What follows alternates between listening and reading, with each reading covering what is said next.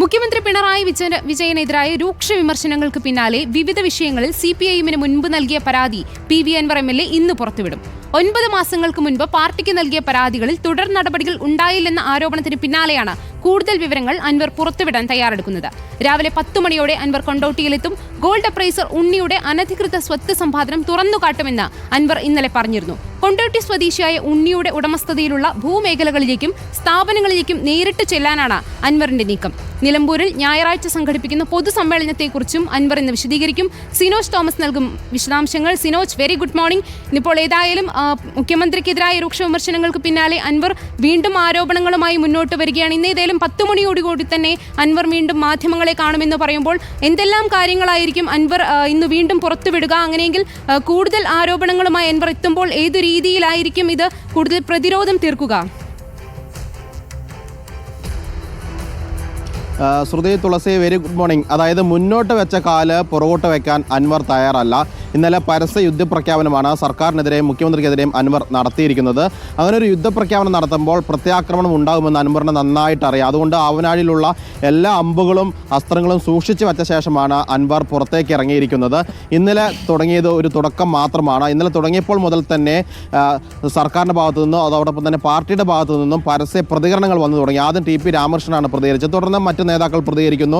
Social മീഡിയയിലാണെങ്കിൽ എല്ലാ നേതാക്കളും പ്രതികരണങ്ങൾ ഇടുന്നു. അങ്ങനെ അൻവറിനെ തിരിഞ്ഞാക്രമിക്കുകയാണ്. അങ്ങനെ ആക്രമിക്കുമ്പോഴും തിരിച്ചാക്രമിക്കാനുള്ള ആയുധങ്ങൾ അൻവറിൻ്റെ കയ്യിലുണ്ട്. അതുകൊണ്ടാണ് അൻവർ ഇന്ന് കൊണ്ടോട്ടിക്ക് വരുന്നത്. തുടക്കം മുതൽ തന്നെ അൻവർ പറയുന്നത് ഈ സ്വർണ്ണക്കടത്തുമായി പോലീസിൻ്റെ ബന്ധമാണ്. പോലീസ് സ്വർണം പൊട്ടിക്കുന്നു, പോലീസ് ഇടപെട്ട് സ്വർണം അടിച്ചു മാറ്റുന്ന ആരോപണം അൻവർ ഉന്നയിക്കുന്നു. അതിൽ പോലീസിൻ്റെ അന്വേഷണം മുന്നോട്ട് നീങ്ങുന്നില്ല. അതുകൊണ്ടാണ് 2 തെളിവുകൾ ഇന്നലെ പുറത്തുവിട്ടതെന്ന് അൻവർ പറയുന്നു. ദൃശ്യങ്ങൾ സഹിതമാണ്, സ്വർണം കടത്തിക്കൊണ്ടുവന്ന കാരിയർമാരുടെ സാക്ഷിമൊഴികൾ സഹിതമാണ്, പോലീസ് സ്വർണം പൊട്ടിച്ചെന്ന മൊഴി സഹിതമാണ് അൻവർ ഇന്നലെ പുറത്തുവിട്ടിരിക്കുന്നത്. അതിന് തുടർച്ചയായിട്ട് ഇന്ന് കൊണ്ടോട്ടിയിലേക്ക് അൻവർ എത്തുകയാണ്. അതായത് ഈ പരാതികൾ ഉന്നയിച്ച തുടക്കം മുതൽ തന്നെ അൻവർ പറയുന്നുണ്ട് പോലീസ് ഈ സ്വർണം ഉരുക്കിയെടുക്കുന്നത് കൊണ്ടോട്ടിയിൽ അപ്രൈസറായ ഉണ്ണിയുടെ കടയിൽ നിന്നാണ് എന്ന് തുടക്കത്തിലേ പറയുന്നുണ്ട്.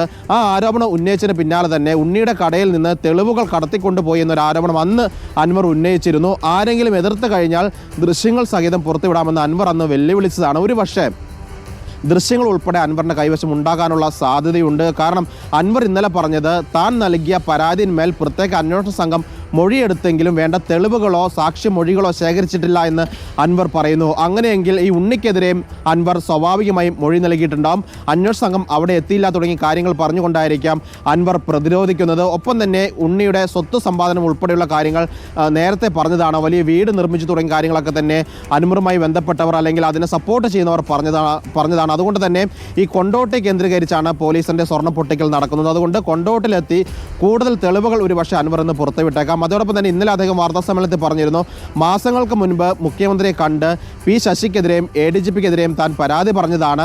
അന്നേ മുന്നറിയിപ്പ് നൽകിയതല്ലേ CMA എന്ന് പറഞ്ഞതാണ്. അന്ന് നൽകിയ പരാതിയിലും ഇതുവരെ നടപടി ഉണ്ടായിട്ടില്ല. അതുകൊണ്ട് ആ പരാതികളുടെ വിവരങ്ങളും അൻവർ എന്ന് ഒരു പക്ഷേ പുറത്തുവിട്ടേക്കും. കാരണം ഇന്നലെ CPM നേതാക്കളൊക്കെ തന്നെ പറഞ്ഞത് അൻവർ നൽകിയ പരാതിയിൽ മുഖ്യമന്ത്രി ഇടപെട്ട് പ്രത്യേക അന്വേഷണ കമ്മീഷനെ വെച്ചിരിക്കുന്നു, അന്വേഷണ സംഘത്തെ വെച്ചിരിക്കുന്നു.